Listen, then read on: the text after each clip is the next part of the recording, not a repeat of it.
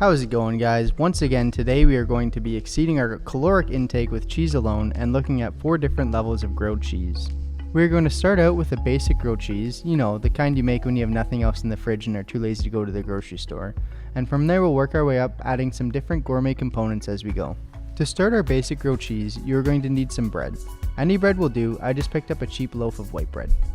For our cheese, I used a generic brick of medium cheddar. If you want your cheese to be more melty or stringy, here you could use a cheese that hasn't been aged as long. And lastly, you'll need some salted butter. Unsalted will work fine too though. Start off by slicing enough cheese to cover a slice of bread. I mean, this isn't rocket science, but I usually cut about centimeter thick slices for mine.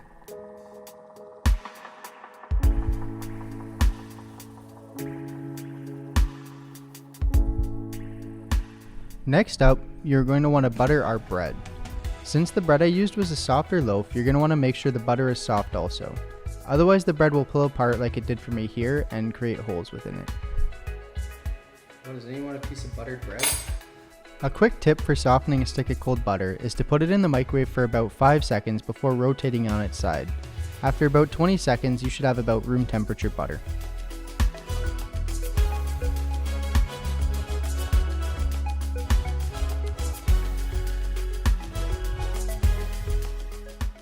Now that we have everything ready, you're going to want to assemble it in a pan at medium heat.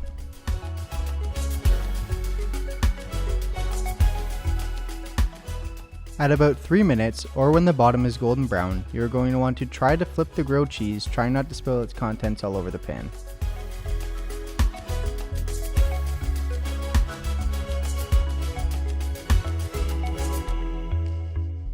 Once the other side has reached a golden brown, take your grilled cheese out of the pan and cut into triangles, just like your mom did when you were a kid.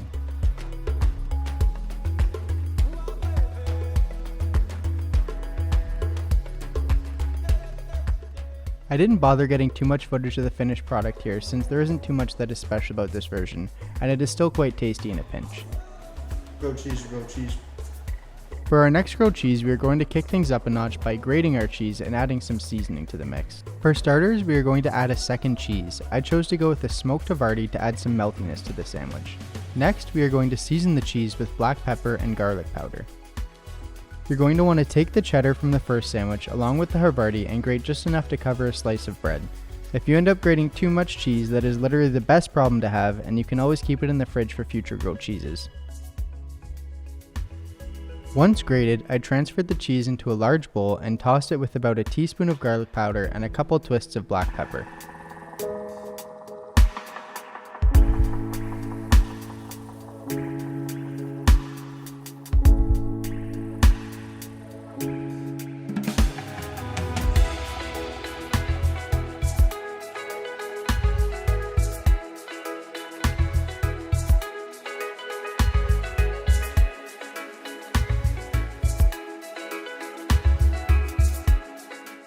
Once again, you are going to want to assemble in a pan over medium heat, flipping at about 3 minutes or when it is golden brown on the bottom.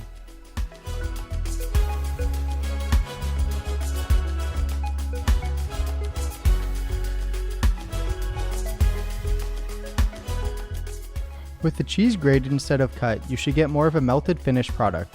This version is great for when you don't have many ingredients on hand but still want to put a bit of an effort into a meal.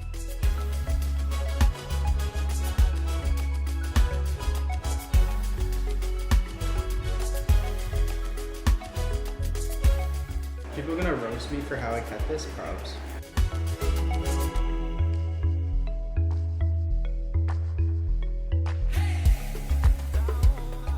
The next 2 sandwiches are technically melts. I know every other comment will be telling me I'm wrong for calling them grilled cheeses, but for simplicity's sake, I will still be referring to them as grilled cheeses. The last 2 grilled cheeses both involve our favorite fruit group, bacon. I'm going to prepare it ahead of time by having the slices and cooking over medium heat until crispy, like so. The only thing I'm doing differently with the cheese blend for the final 2 is adding in an Applewood smoked cheddar. If you couldn't tell by now, I really enjoy smoky cheeses. They do a great job of adding depth to the flavor profile, and they're usually pretty easy to find. This time, I purposely grated extra cheese to keep in the fridge. It allows you to make quick and easy grilled cheeses on the fly with a bit more of a gourmet taste. I also sometimes will sprinkle some on top of broccoli to make it taste less green. The first gourmet grilled cheese we are going to make will have bacon and apple in it. For the apple I chose a Granny Smith. You may be concerned that it will make the sandwich sour, but since we are cooking it slightly, a lot of that sourness will get cut out. You could easily use any variety of apple you prefer, but I would stay away from really sweet apples as it would overpower the grilled cheese. Because the focus of the last two is gourmet, I decided to upgrade our bread by going with a baguette loaf I found at the grocery store. Wed.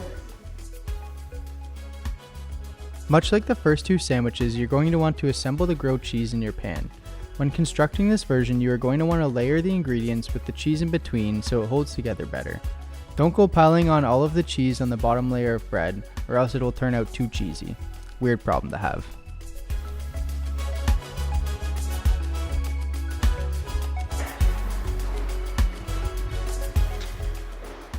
Good luck.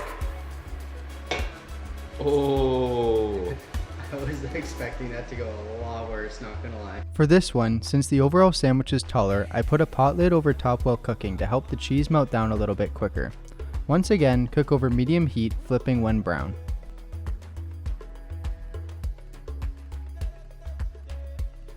Once everything is melted nicely, remove from the heat and you're ready to serve.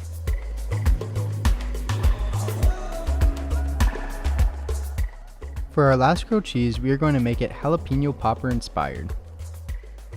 For this, you will need one jalapeno diced into small pieces. If you like heat, you can leave some of the membrane on the pepper. I myself am a baby when it comes to heat, so I made sure to remove the membrane and all the seeds.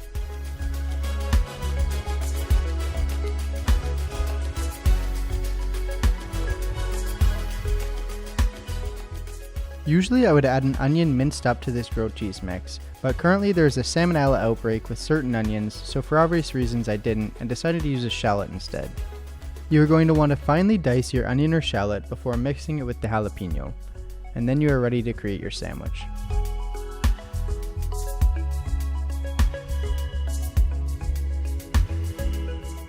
For the assembly, you can add as much or as little of the jalapeno mix as you want. Since it is diced up, the cheese should have no issue melting through it, and it really comes down to preference here.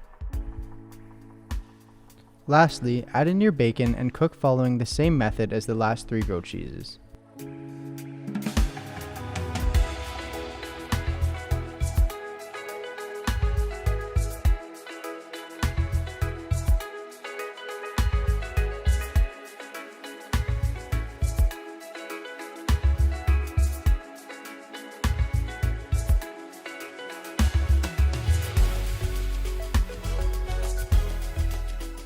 Once melted and golden brown, remove from the pan and we are ready to eat.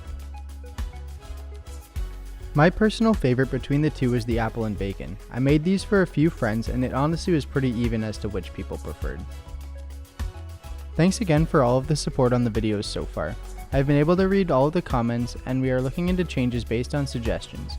It has been awesome hearing from some of you who have tried out the recipes. If you're enjoying the videos, make sure to like the video and comment down below which sandwich you like better. Thanks for watching guys, and we'll see you next time.